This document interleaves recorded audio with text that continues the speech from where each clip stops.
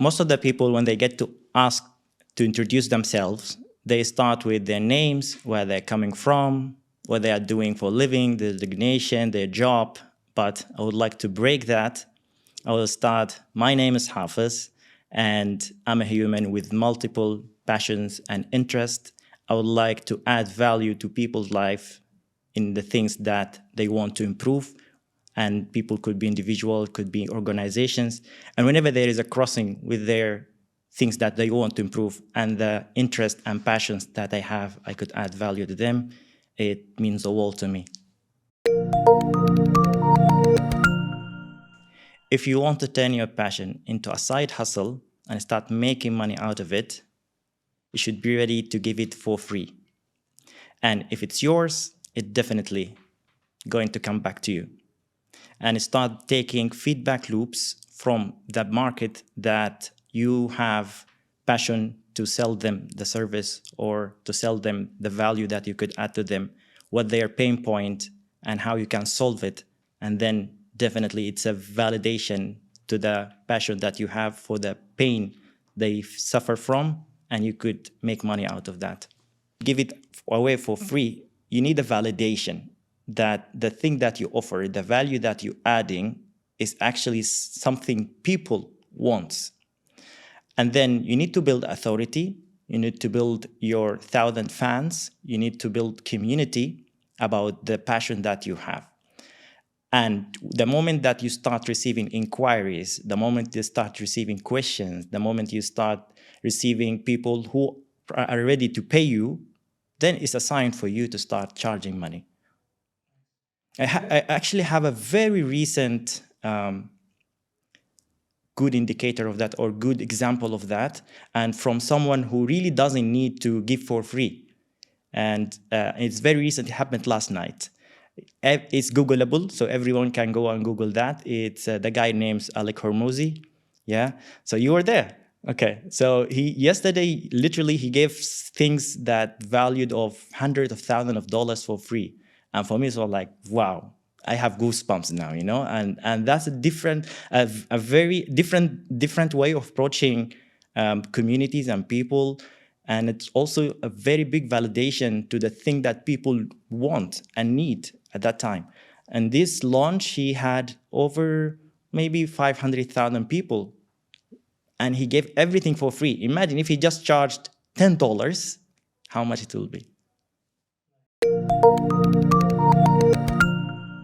This is a fundamental step to take for people who don't have clients, or they don't have proof of concept, as we say. You need to create, if you are in the creative industry, you need to create a virtual portfolio. If you are in any other service or any other product, you need to give that product for free. You should be ready to give that product for free for people, let's say within your close circle, and then it could be a little bit expanded and then a little bit expanded. But you need to create that step, the validation of the idea, of the product, of the service that you have, and you need to give it for free. And after some time, when you get the validation, then you are confident enough to move to the next step, which is start charging people for that. To start turning your side hustle into a main hustle, you need to make sure this side hustle is making you 70 to 80% of what your full-time job is making you. Then you will compensate this difference of 70 to 100 is by allocating more time, dedicating more time. And when I say this, it's making you 70 to 80% in 1 month or 2 months or 3 months, at least 1 year. This side hustle, you're creating this one.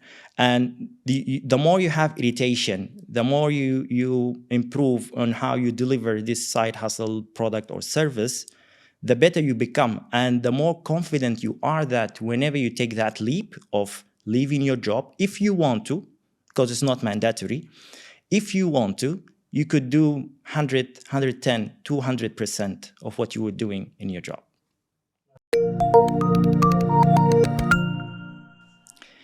I have a full-time job and 4 side hustles. And the secret of being able to manage the job and the side hustle is delegation. See, I take so much effort into creating this side hustle, and I take extra effort to find that person who's AKA replica of me, like a copy of me, who can just manage everything while I'm not there.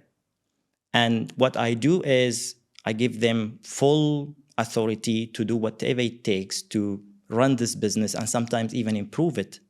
And we create a communication channel that through this communication channel, I will just go every 2 weeks or every month to check there. And I either approve or reject or modify. And that's it. The thing about this, the hustle and the journey overall of individual is in phases. So at some phase, you need that hustle. You need to go all the way up, all the way down and around and turn in circles and do whatever you can, non-sleep, to get to know the thing that you really can dig into and become everything on that. So I would say to hustle, it depends on the person journey. Where are they at? At some point, I was that. I was hustling 24/7, and I love it. I don't regret it, and I would do the same again. And I think I will do that sometime in future if I'm going to explore new and stretch new boundaries. It's a must, in my opinion. Then the moment you know what you're going to do and you're ready to dedicate your intellect, you're ready to dedicate your time, you're ready to dedicate your resources, it becomes easier. You don't need to really hustle, you know?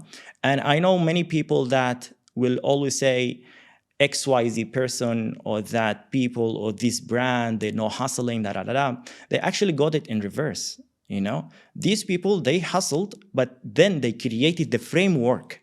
They know how to get things done without being on a panic mode or on a hustle mode 24/7. So first of all, don't compare yourself, you are today, to these people. They are in day 1 zillion. You are in day 1 or day 2 or month 1 or month 2, you know?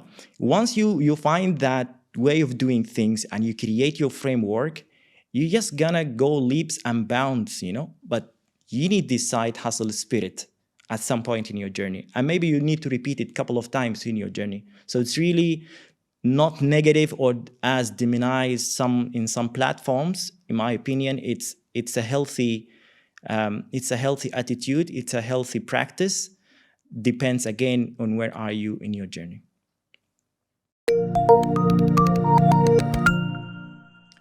If you want to make extra 10,000 dirhams in Dubai, and you have nothing to sell, you have no product, no service, there is easy 3 ways you can start right now. 1, marketing someone's product or service, aka affiliate marketing. 2, brokerage of anything, literally anything. I know the first thing come to mind now since we are in Dubai and GCC overall is real estate, but I will give you a different example after I finish the third point. Third thing is sell your passion. You know, I see so many people, let's say, passionate about drawing, passionate about collectibles, passionate about pottery, anything that you are passionate about, you could sell your passion and brands will come running after you to give you giveaways, to give you money, to give you free stuff, anything. So these are the easy 3 ways. I'll come back to the brokerage example.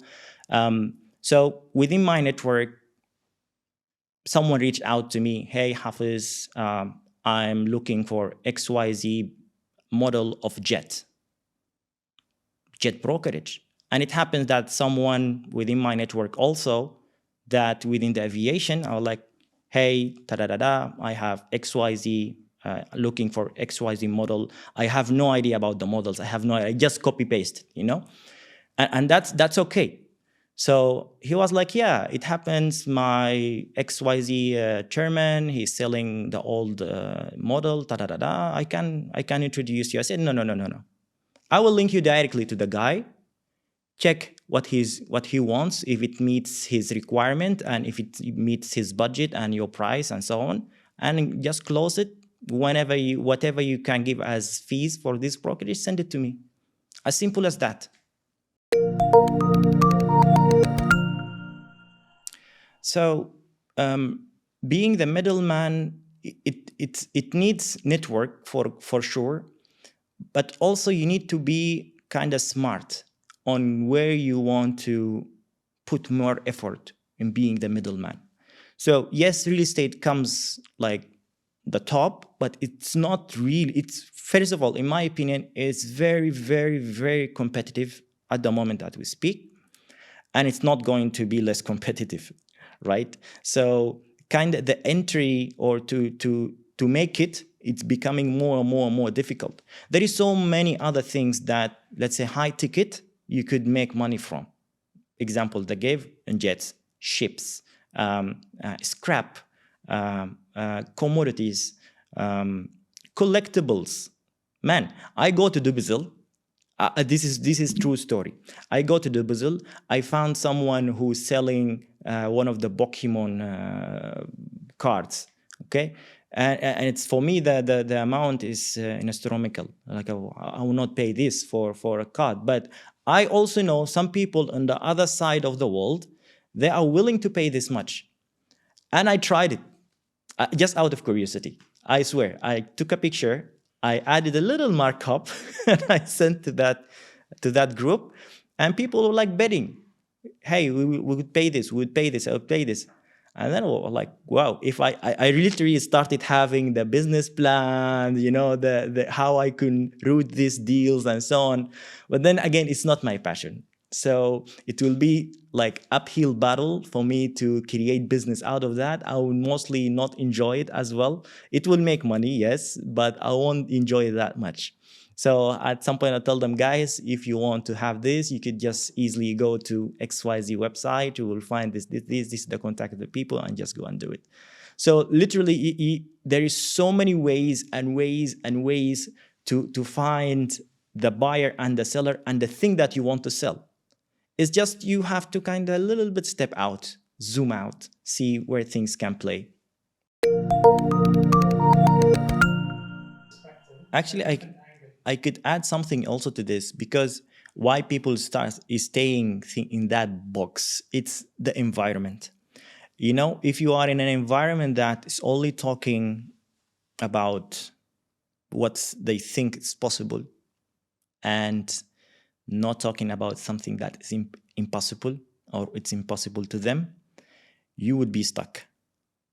And I say that out of experience. The environment effect on you could make you think that the good thing that you do is wrong. So it could make you also think that the things that are possible are impossible. It could make you think that the things are doable by you is not doable, because you are you. And and again, at some point, it's not your responsibility where you came from, or which environment you grew up and so on. But then at some point, it's your responsibility. You have to take the steer wheel and you start driving yourself where you're heading, to your destiny, instead of just surrendering to every environment. So the first thing, that's why, again, I said the first thing people will think about Dubai is real estates. But there is so many, even within the vector of the real estate, there is so many supplement to that. Real estate, you need data at the moment. Your real estate, you need to verify locations. There is so many additives you could add as a service, or as a product to make money from, and you will make money from.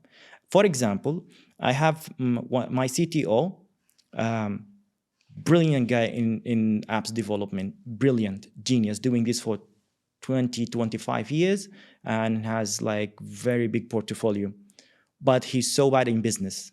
That's where I come in. So he introduced me to people. They have application that manage real estates. It was the first, I didn't even think about it. And he's telling me, he's most of the time right, that this app is doing 10 million plus per month of subscriptions. I was like, if I have real estate, if I have towers, then I have to come to this guy so I could take this service, they can do me this and that. He said, yes, you need it. But again, this you will never hear about in the media, right? So in a way, the media is kind of creating an environment, maybe it will limit people thinking. So even within the real estate, there is so much things you can do.